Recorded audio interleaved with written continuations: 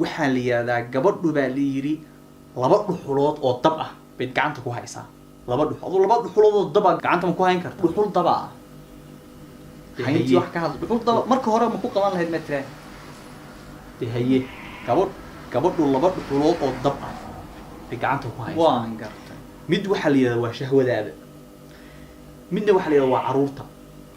warda ma garad labada dhuxulood ay ka dhigan yihiin de naara oo dab ade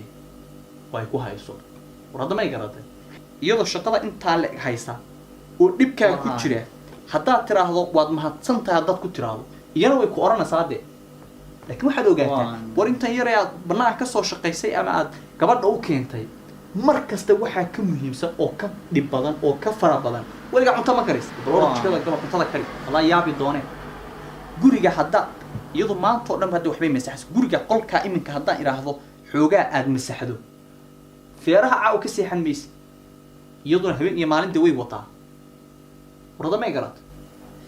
in adeero taan garan maaye taa horta shahwada garan maaye laakiin